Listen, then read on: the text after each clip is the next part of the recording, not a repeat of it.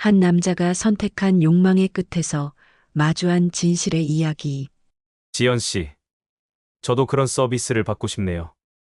경기 양주시 장흥면의 한적한 시골 마을, 오래된 건물 지하에 자리한 밤하늘 7080 노래 연습장은 수년간 최상도의 유일한 삶의 터전이었다. 창이 없는 좁은 공간에서 알록달록한 네온사인만이 그의 유일한 햇빛 역할을 했다. 마을 외곽에 있던 제37기동여단이 이전하기 전까지 이곳은 꽤 번창했었다. 주말이면 외출 나온 병사들로 가득 찼고 평일에도 인근 주민들이 스트레스를 풀기 위해 종종 찾았다. 그러나 군부대가 이전한 지 3개월, 최상도의 삶은 한순간에 변했다. 손님의 발길이 끊기고 수입은 급감했다. 이제 그는 월세와 공과금을 내는 것조차 버거운 상황이었다. 이런 외진 곳에 누가 오겠어? 혼잣말을 중얼거리며 최상도는 텅 빈 노래방을 바라보았다. 벽에 걸린 낡은 시계는 오후 3시를 가리키고 있었지만 지하에 있는 노래방은 밤인지 낮인지 구분할 수 없었다. 어쩌면 그것이 최상도가 이곳을 선택한 이유일지도 모른다. 시간의 흐름을 잊고 살 수 있는 곳, 아내의 기억을 잊을 수 있는 곳. 아내는 5년 전 최상도의 사업이 실패한 직후 스스로 세상을 떠났다. 자신이 아내를 제대로 보살피지 못했다는 죄책감에 시달리던 그는 사람들의 시선을 피해 이 외진 마을로 와서 지하 노래방을 인수했다. 지난 5년간 그는 노래방 안에만 갇혀 지냈다. 필요한 물건은 배달시키고 사람들과의 접촉은 최소화했다. 그에게 노래방은 단순한 일터가 아니라 세상으로부터 자신을 숨길 수 있는 은신처였다. 밖에서 발소리가 들렸다. 열려 있나요? 문이 열리고 한 여성이 들어왔다. 머리를 단정하게 묶은 50대 중반의 여성이었지만 나이가 무색할 정도로 아름다운 외모를 지니고 있었다. 고운 이목구비와 맑은 피부, 우아한 몸매는 한때 미인이었음을 짐작케 했다. 문지연의 눈빛에는 세월의 흔적과 함께 말로 표현할 수 없는 깊은 사연이 담겨 있었고 입술 끝에 쓸쓸한 미소는 그녀의 아름다움에 신비로운 매력을 더했다. 혹시 도움이 필요하세요? 최상도는 놀란 눈으로 여성을 바라보았다. 그는 신문에 구인 광고를 냈지만 이런 외진 곳에 이렇게 아름다운 여성이 지원할 거라고는 생각하지 못했다. 일자리가 필요해서 왔습니다. 문지연이라는 이름의 그녀는 이혼 후 새 출발을 위해 일자리를 찾고 있다고 했다. 급여는 많이 줄 수 없지만 숙식을 제공할 수 있다는 최상도의 제안에 문지연은 망설임 없이 수락했다. 방은 저쪽 구석에 있는 창고를 개조한 곳입니다. 좁지만 침대와 화장실은 있어요. 충분합니다. 감사합니다, 사장님. 문지연은 작은 여행 가방 하나만 들고 왔다. 짐이 이렇게 적다는 것은 그녀가 갑작스럽게 이전 생활에서 벗어났음을 암시했다. 최상도는 더 이상 묻지 않았다. 자신도 과거를 묻어두고 싶은 사람이었기에 타인의 과거를 캐묻는 것은 예의가 아니라고 생각했다. 과연 이 아름다운 여성의 정체는 무엇이었을까? 그리고 문 닫을 위기의 노래방에 찾아온 희망이 될 수 있을까? 영상 시작 전에 구독과 좋아요 눌러주시면 큰 힘이 됩니다. 지금부터 믿기 힘든 이야기 함께 시작합니다. 문지연이 일을 시작한 첫날, 최상도는 그녀에게 간단한 업무를 설명했다. 손님 응대, 음료 서빙, 노래방 기계 조작법 등 모든 것이 간단했고 문지연은 빠르게 일을 익혔다. 그날 저녁 몇 달 만에 손님이 찾아왔다. 경기 의정부시 공업단지에서 일하는 한결전자 생산직 야간조 젊은 남성들이었다. 어서 오세요. 문지연은 미소로 그들을 맞이했다. 최상도는 카운터 뒤에서 문지연의 손님 응대를 지켜보았다. 그녀는 놀랍도록 능숙했다. 손님들에게 적절한 거리를 유지하면서도 친절하게 대했고 노래 선곡도 도와주었다. 아주머니, 음료 좀 더 갖다 주세요. 손님 중 한 명이 소리쳤다. 네, 곧 갖다 드릴게요. 문지연은 미소를 지으며 음료를 준비했다. 그녀의 움직임에는 묘한 여유로움이 있었다. 마치 오랫동안 이런 일을 해온 것처럼 보였다. 그날 밤 손님들은 예상보다 오래 머물렀고 술도 많이 주문했다. 최상도는 오랜만에 매출이 나온 것에 안도했다. 문지연의 존재가 확실히 도움이 되었다. 오늘 수고 많았어요. 손님들이 떠난 후 최상도가 말했다. 별 말씀을요, 사장님. 제가 할 일을 한 것뿐입니다. 문지연은 피곤해 보였지만 그녀의 눈빛에는 만족감이 서려 있었다. 다음 날부터 노래방에는 조금씩 손님이 늘기 시작했다. 대부분 문지연의 서비스에 만족한 손님들이 다시 찾아오거나 친구들을 데려왔다. 문지연은 일주일 내내 쉬지 않고 일했고 최상도는 그녀의 노력 덕분에 다시 숨통이 트이는 느낌이었다. 그러나 어느 날 밤 최상도는 노래방에서 이상한 점을 발견했다.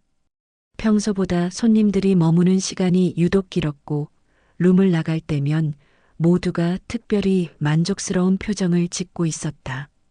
더욱 의심스러웠던 것은 특정 손님들이 항상 문지연을 지명한다는 사실이었다. 최상도는 처음에는 그저 문지연의 친절한 서비스와 뛰어난 노래 실력 때문이라고 생각했다.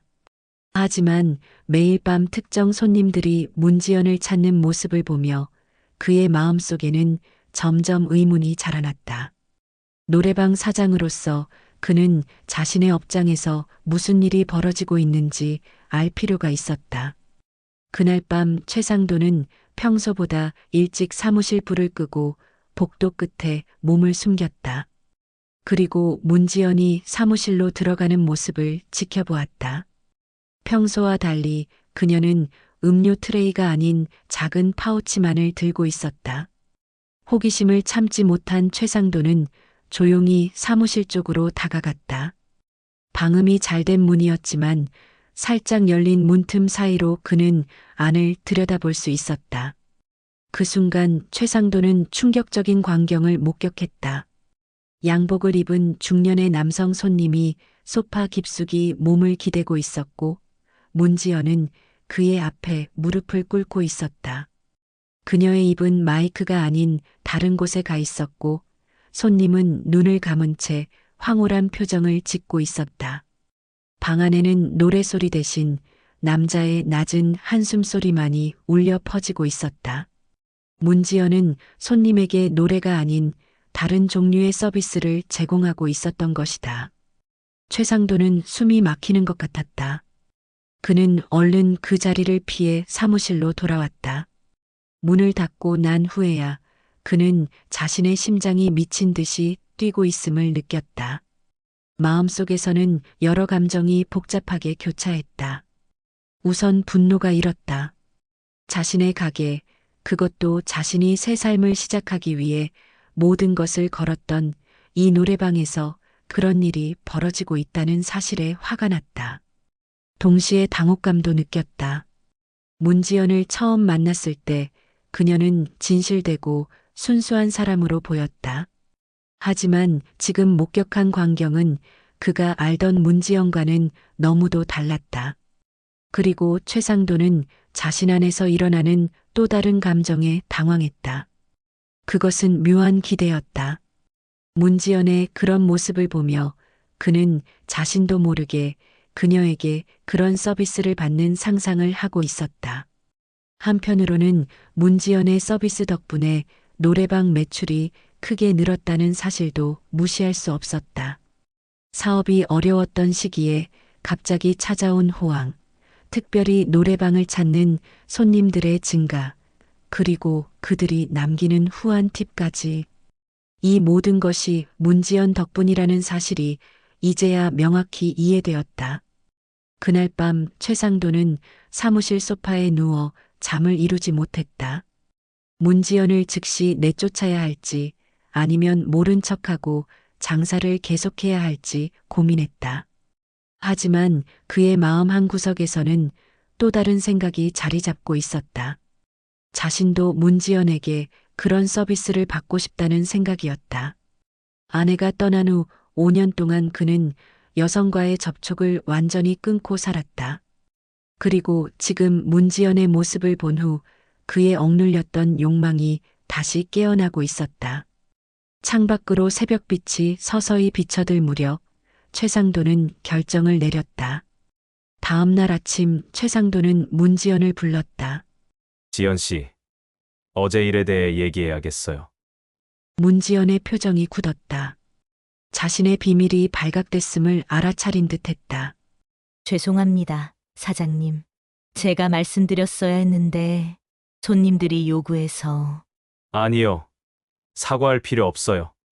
덕분에 장사가 잘 되고 있으니까. 최상도의 말에 문지연은 의외라는 표정을 지었다. 다만, 지연 씨, 저도 그런 서비스를 받고 싶네요. 문지연은 잠시 최상도를 바라보았다. 그녀의 눈에서는 복잡한 감정이 읽혔다. 그러나 곧 그녀는 고개를 끄덕였다. 알겠습니다, 사장님. 그날 밤 문지연은 최상도에게 특별한 서비스를 제공했다.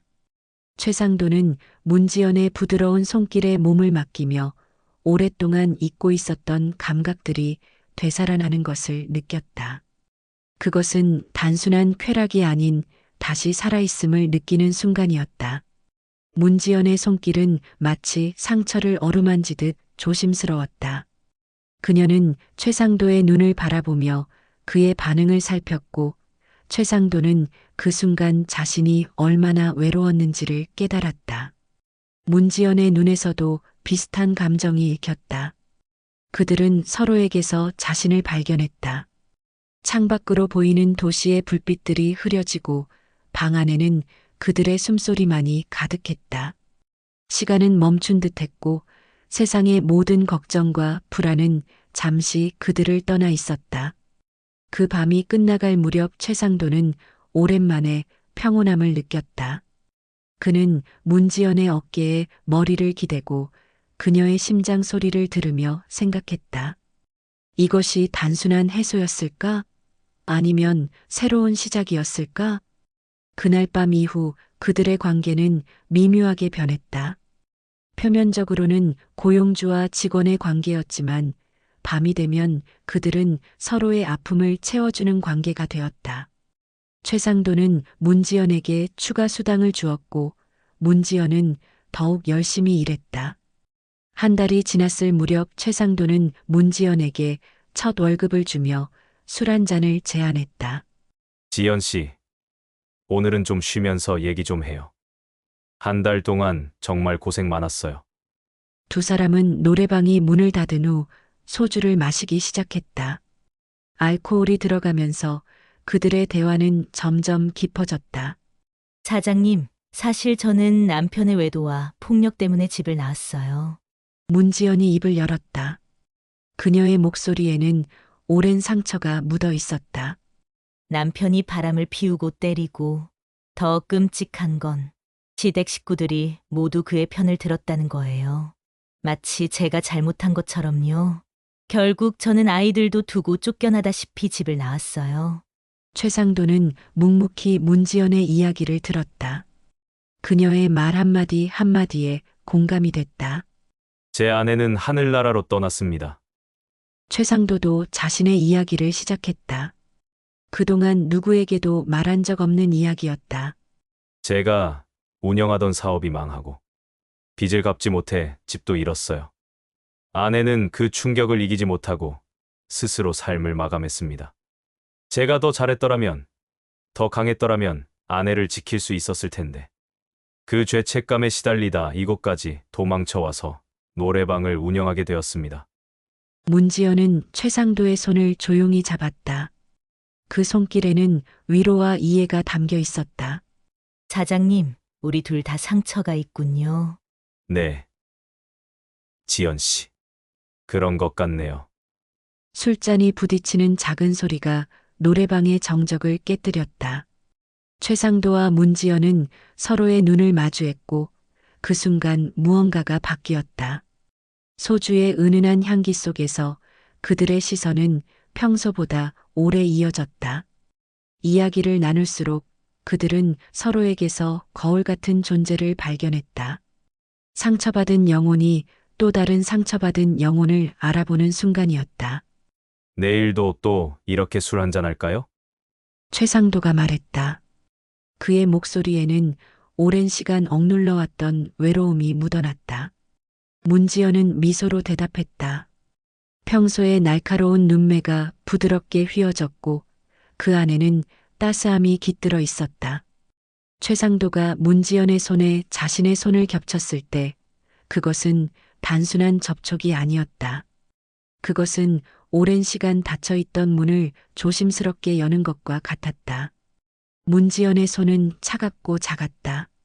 사장님, 당신을 행복하게 해드리고 싶어요. 문지연이 작은 목소리로 말했다. 그것은 고백이자 초대였다. 최상도는 대답 대신 그녀를 가까이 끌어당겼다. 두 사람의 숨결이 섞이고 심장의 박동이 맞춰지는 순간이었다. 서로의 체온을 느끼며 그들은 말없이 서로에게 위로를 건넸다. 노래방의 무대 조명이 꺼지고 벽에 설치된 작은 조명만이 그들을 비추었다. 그 희미한 빛 속에서 최상도는 문지연의 얼굴에 맺힌 눈물을 발견했다. 그것은 아픔의 눈물이면서 동시에 해방의 눈물이었다. 어느 날 최상도는 수익이 늘어난 것에 고무되어 중대한 결정을 내렸다. 더 많은 프리미엄 케어를 제공하기 위해 새로운 룸 매니저를 고용하기로 한 것이다. 최상도가 새로운 도우미를 구하기 위해 광고를 낸 지 일주일 만에 한미옥이라는 여성이 노래방을 찾아왔다. 한미옥은 문지연과는 다른 느낌의 여성이었다. 문지연이 수줍음이 많고 조용한 타입이었다면 한미옥은 자신감이 넘치고 당당했다. 사장님, 어떤 종류의 서비스를 제공해야 하는지 잘 알고 있어요. 걱정 마세요. 한미옥의 말에 최상도는 놀라면서도 안심했다. 그녀는 이미 특별 서비스의 의미를 알고 있었고 그것을 제공할 준비가 되어 있었다. 좋습니다. 미옥 씨. 그럼 내일부터 출근할 수 있나요? 네, 물론이죠. 한미옥은 문지연과 달리 숙식을 제공받지 않고 통근하기로 했다. 그녀는 인근 마을에 작은 월세방을 구해 놓았다고 했다. 다음 날 한미옥은 약속대로 출근했고 최상도는 그녀에게 노래방 시스템과 업무 방식을 설명했다. 한미옥은 모든 것을 빠르게 이해했고 첫날부터 손님들에게 좋은 반응을 얻었다. 이제 2명의 룸 매니저가 있으니 조대로 쉴 수 있겠네요. 최상도가 문지연에게 말했다. 네, 그렇겠네요. 문지연의 대답은 담담했지만 그녀의 눈빛에는 미묘한 불안감이 서려 있었다. 한미옥의 등장으로 자신의 위치가 위협받는다고 느끼는 듯했다. 실제로 한미옥은 놀라운 실력을 보여주었다. 그녀는 문지연보다 더 다양한 종류의 서비스를 제공했고 손님들의 취향을 빠르게 파악해 맞춤형 경험을 선사했다. 덕분에 노래방에는 한미옥을 지명하는 손님들이 늘어났고 매출은 더욱 증가했다. 최상도는 한미옥의 능력에 감탄했다. 그리고 자연스럽게 그녀에게도 특별 서비스를 요구하게 되었다. 한미옥은 거리낌 없이 최상도의 요구를 들어주었고 그는 새로운 종류의 즐거움을 경험했다. 그러나 문지연은 이 상황을 좋게 받아들이지 않았다. 그녀는 최상도가 한미옥과 시간을 보내는 것을 알게 되었고 배신감을 느꼈다. 문지연은 자신과 최상도 사이에 깊은 감정이 생겼고 어쩌면 서로 사랑을 하고 있다고 여겼다.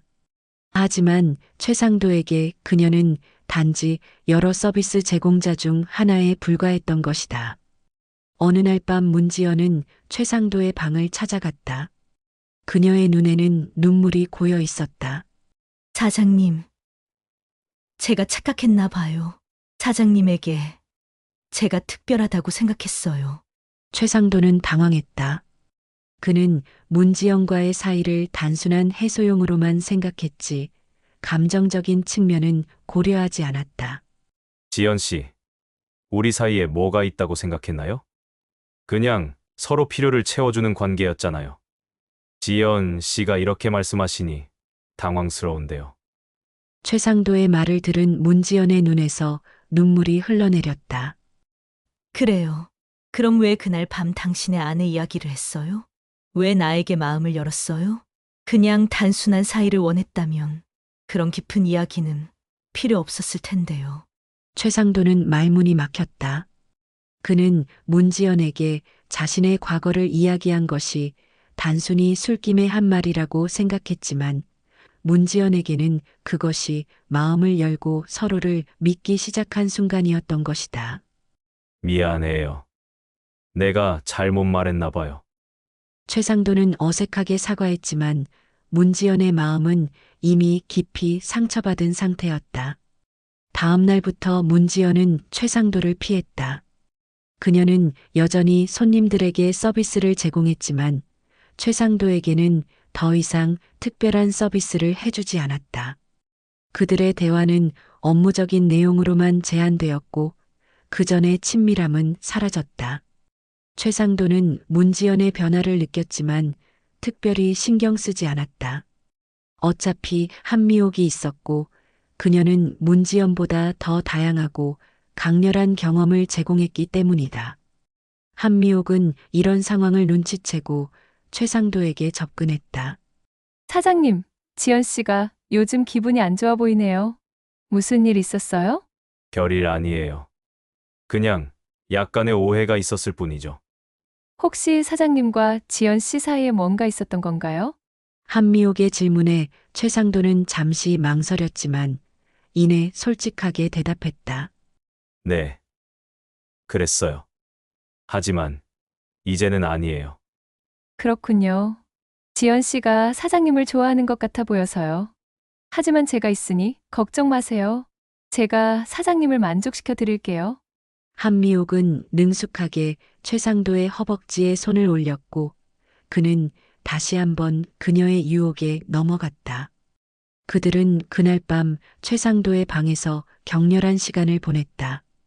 문지연은 자신의 방에서 그들의 소리를 들었다. 그녀는 이불을 머리까지 뒤집어 쓰고 귀를 막았지만 소리는 끊임없이 들려왔다. 눈물이 그녀의 뺨을 타고 흘러내렸다. 다음 날 아침 문지연은 평소보다 일찍 일어나 자신의 짐을 쌌다. 그녀는 최상도의 방 앞에 짧은 편지를 남겼다. 사장님, 저는 이만 떠나겠습니다. 그동안 신세 많이 졌습니다. 고맙습니다. 편지와 함께 그녀는 첫 월급부터 모아둔 돈을 일부 남겨두었다. 숙식 제공에 대한 감사의 표시였다. 최상도가 늦게 일어나 문지연의 편지를 발견했을 때 그녀는 이미 노래방을 떠난 후였다. 그는 편지를 읽고 잠시 멍해졌다. 문지연이 떠날 것이라고는 예상하지 못했다. 어차피 미옥 씨가 있으니까 괜찮겠지. 그는 자신에게 그렇게 말했지만 미묘한 공허함이 마음을 채웠다. 문지연과 나눈 대화와 그녀의 이해심 어린 눈빛, 상처를 공유했던 그 밤의 기억이 그의 마음 한 구석을 무겁게 눌렀다. 일주일 후 장윤미가 노래방을 찾아왔다. 생활고에 시달리다 이 일을 하게 됐다고 했다. 최상도는 그녀에게 노래방의 특별 서비스에 대해 설명했고 장윤미는 잠시 망설이다가 수락했다. 사장님, 저는 다른 선택이 없어요. 돈이 필요해요. 장윤미는 한미옥과 달리 이 일에 익숙하지 않았고 그래서 한미옥이 그녀를 가르치기 시작했다. 한미옥은 자신의 노하우를 아낌없이 전수했고 장윤미는 빠르게 배웠다. 노래방은 다시 2명의 룸 매니저를 갖추게 되었고 장사는 잘 됐다. 최상도는 손님들에게 다양한 메뉴를 제공할 수 있게 되었고 각각의 룸 매니저들은 자신만의 특기를 살려 서비스를 제공했다. 최상도 자신도 2명의 룸 매니저로부터 다양한 서비스를 받았다. 그는 자신이 원할 때면 언제든지 그들을 불러 욕구를 해소했다.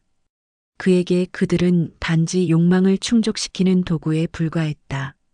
그러나 한미옥은 점점 최상도에게 더 많은 것을 요구하기 시작했다.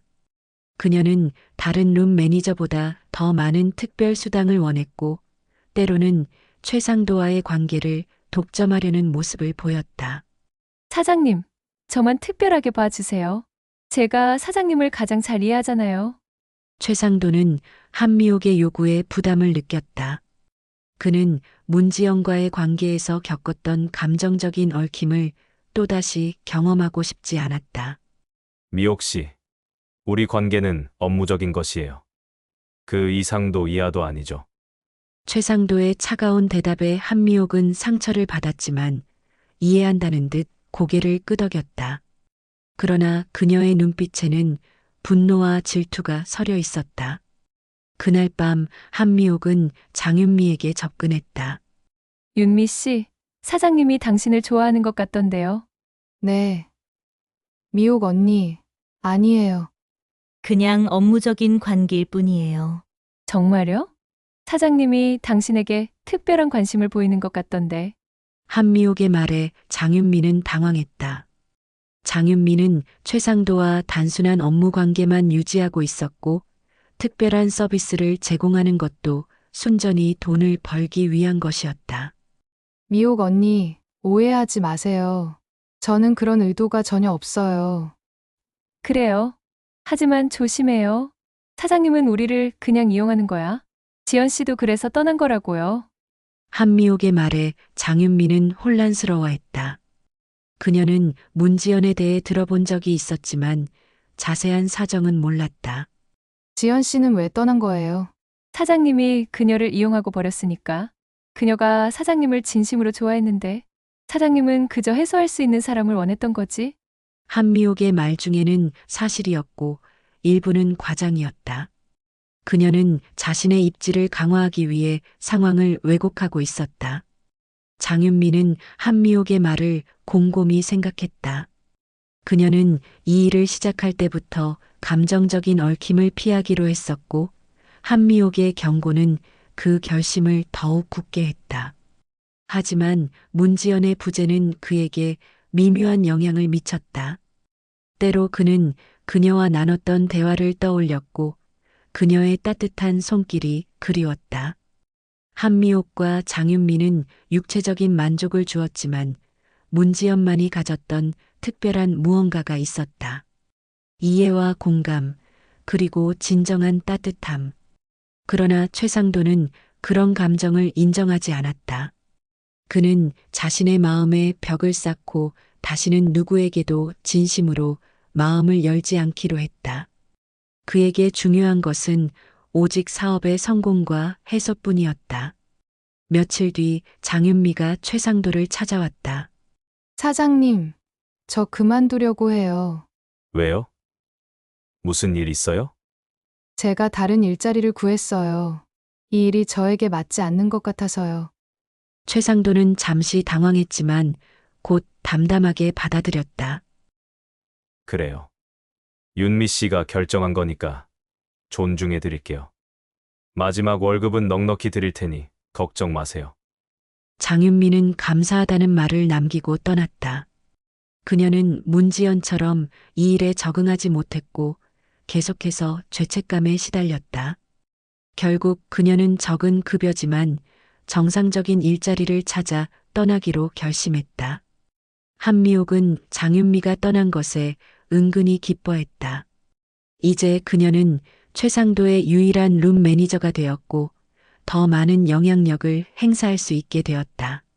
사장님, 이제 저 혼자서는 손님들을 다 감당하기 어려울 것 같아요. 저에게 특별 수당을 올려주시면 어떨까요? 한미옥은 유일한 룸 매니저라는 점을 이용해 최상도를 압박했지만 그는 쉽게 굴복하지 않았다.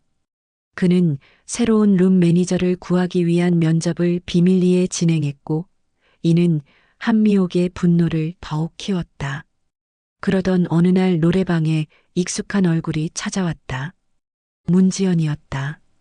그녀는 떠난 지 석 달 만에 돌아왔고, 최상도는 그녀를 보는 순간 묘한 감정이 밀려왔다. 지연 씨, 안녕하세요. 사장님, 잘 지내셨어요? 문지연의 모습은 예전과 달랐다. 더 자신감 있고 당당해 보였다. 그녀의 눈빛에는 더 이상 상처와 두려움이 보이지 않았다.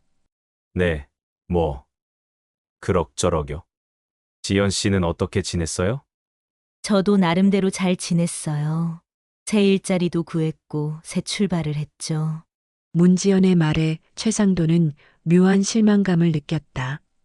그녀가 돌아온 것이 자신을 위해서가 아니라는 사실이 그를 괴롭혔다. 아, 지연 씨. 그래요? 그럼 오늘은 무슨 일로? 제 물건을 찾으러 왔어요. 급하게 떠나느라 몇 가지를 두고 갔거든요. 최상도는 고개를 끄덕였다. 그는 문지연이 두고 간 물건들을 보관해 두었다. 버리지 못한 것은 그녀에 대한 미련 때문이었을지도 모른다. 창고에 있어요. 같이 가보죠. 두 사람이 창고로 향하는 동안 한미옥은 멀리서 그들을 지켜보았다. 그녀의 눈에는 질투와 분노가 서려 있었다. 창고에서 문지연은 자신의 물건들을 가방에 담았다. 오래된 사진첩, 몇 권의 책, 그리고 작은 보석함. 그것들은 그녀의 과거의 흔적이었다. 여기 있네요. 사장님, 보관해 주셔서 감사합니다. 문지연이 말했지만 그녀의 눈빛에는 말하지 않은 무언가가 더 있는 듯했다. 지연 씨, 우리 잠깐 얘기 좀 할 수 있을까요? 최상도가 조심스럽게 물었다. 그는 문지연이 떠난 후 자신이 느낀 공허함에 대해 말하고 싶었다. 그리고 어쩌면 그녀에게 다시 돌아와 달라고 부탁하고 싶었는지도 모른다. 하지만 문지연은 바로 무미건조하게 대답했다. 미안해요. 사장님, 지금은 시간이 없어요. 약속이 있거든요. 문지연의 거절에 최상도는 상처를 받았지만 표정으로는 내색하지 않았다. 그래요. 이해해요. 다음에 시간 될 때 연락해요. 문지연은 고개를 끄덕인 후 가방을 들고 창고를 나갔고 최상도는 그녀의 뒷모습을 바라보았다. 그는 갑자기 그녀를 붙잡고 싶은 충동을 느꼈지만 자신의 감정을 억눌렀다. 그는 여전히 감정적인 연결을 두려워했고 자신의 상처를 드러내는 것을 꺼렸다. 문지연이 노래방을 떠난 후 최상도는 깊은 생각에 잠겼다. 그녀를 다시 본 것이 그에게 어떤 의미인지, 왜 그녀의 거절이 이렇게 아픈지 고민했다. 한미옥은 최상도의 혼란스러운 상태를 놓치지 않았다. 그녀는 그가 문지연에게 아직 감정이 남아있다는 것을 직감했고 이 약점을 이용하기로 결심했다. 사장님, 지연 씨가 왔다 갔네요. 아직도 그녀를 생각하세요? 한미옥의 질문에 최상도는 불편함을 느꼈다.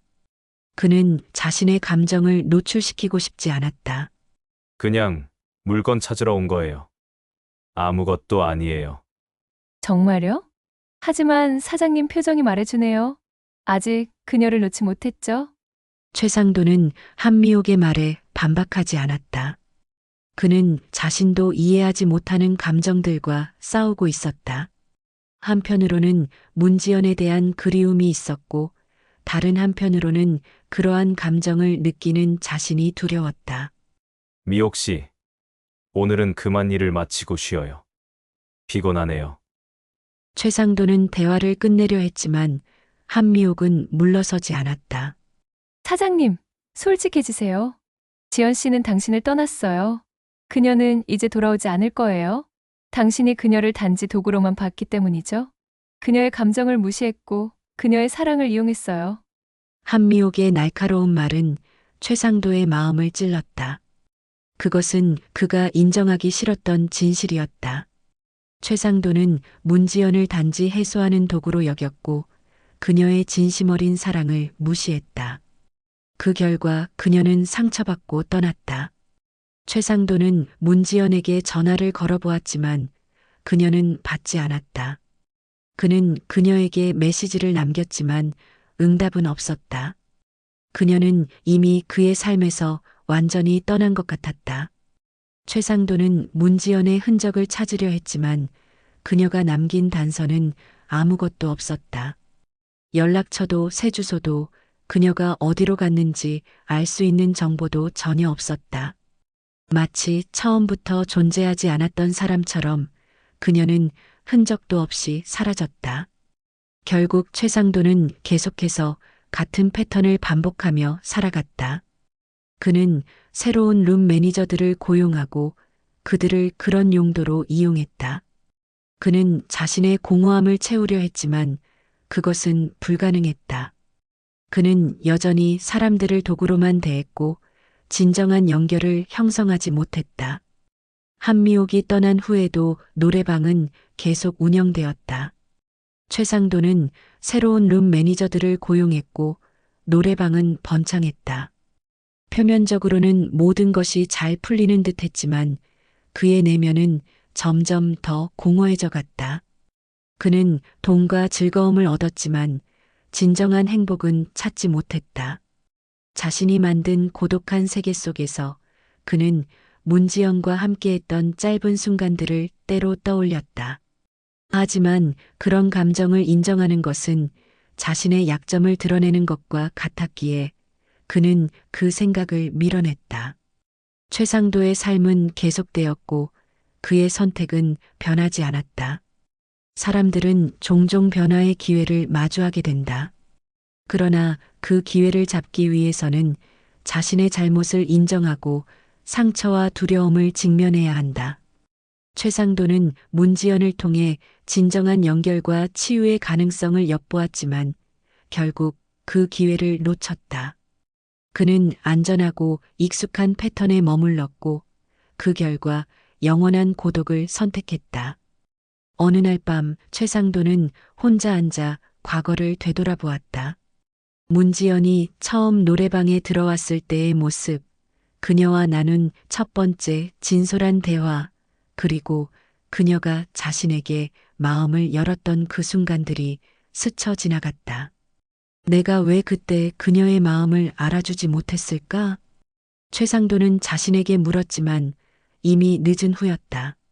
그는 사람을 사랑하는 법을 잊어버렸고 다시 배우기에는 너무 많은 벽을 쌓아 올렸다. 지하 노래방의 네온 사인이 깜빡거리는 가운데 최상도는 자신이 선택한 삶의 무게를 느꼈다. 그는 물질적 성공을 얻었지만 진정한 사랑과 연결은 잃어버렸다. 그리고 이제 그것을 되찾기에는 너무 늦었다는 것을 알고 있었다. 새로운 룸 매니저들이 들어와도 그들은 모두 같았다. 최상도에게 그들은 그저 교체 가능한 부품일 뿐이었다. 그는 그들의 이름조차 제대로 기억하지 않았다. 밤이면 그들을 부르고 아침이 되면 마치 아무 일도 없었던 것처럼 업무적인 관계로 돌아갔다. 그러나 때로 홀로 남겨진 밤에 최상도는 문지연의 목소리를 떠올렸다. 사장님, 우리 둘 다 상처가 있군요. 그 말이 유독 또렷하게 기억났다. 그녀만이 자신의 아픔을 진정으로 이해해 주었다. 그녀만이 자신과 같은 상처받은 영혼이었다. 하지만 최상도는 그 소중함을 너무 늦게 깨달았다. 그는 문지연을 다른 여자들과 똑같이 취급했고 그녀의 진심을 짓밟았다. 그리고 이제 그녀는 영원히 돌아오지 않을 것이다. 인생에서 진정한 행복은 물질적인 성공이나 순간적인 즐거움이 아닌 진실된 관계와 자기 자신을 받아들이는 데서 비롯된다. 최상도는 우리에게 타인을 도구로 대하면 결국 자신에게도 공허함만을 남긴다는 교훈을 전한다. 우리 모두는 선택의 기로에 서 있다. 변화의 두려움에 굴복할 것인가? 아니면 진정한 연결을 위해 자신의 마음을 열 것인가? 그 선택은 우리의 몫이다. 밤하늘칠 080 노래 연습장의 불빛이 꺼져가는 가운데 최상도는 혼자 남았다. 그는 자신이 만든 감옥 속에서 영원히 갇혀 살아갈 것이다. 그리고 그것은 온전히 그 자신의 선택이었다. 창밖으로 새벽빛이 스며들기 시작했지만 지하 노래방 안의 최상도에게는 영원한 밤이 계속될 뿐이었다. 그는 문지연이라는 마지막 기회를 놓쳤고 이제 그에게 남은 것은 끝없는 반복과 공허함 뿐이었다. 아침이 와도 저녁이 와도 계절이 바뀌어도 최상도의 삶은 변하지 않을 것이다. 그는 자신이 선택한 고독 속에서 잃어버린 사랑의 그림자와 함께 살아갈 것이다. 여러분은 어떻게 생각하시나요? 최상도가 문지연을 단순한 도구로 대한 것이 잘못일까요? 아니면 서로 필요에 의한 합리적 거래였을까요? 문지연은 처음부터 감정적 연결을 기대해서는 안 되는 상황이었을까요? 그리고 과연 최상도에게 마지막 기회가 정말 없었던 걸까요? 댓글로 여러분의 솔직한 생각을 들려주세요. 이런 복잡한 인간관계에서 누구의 선택이 옳았는지 여러분의 판단이 궁금합니다. 오늘 이야기가 마음에 닿으셨다면 구독과 좋아요로 함께 해주세요. 여러분의 작은 응원이 다음 이야기를 이어가는 큰 힘이 됩니다. 댓글로 소중한 생각 나눠주시면 여러분께 큰 행운이 찾아갈 거예요. 감사합니다.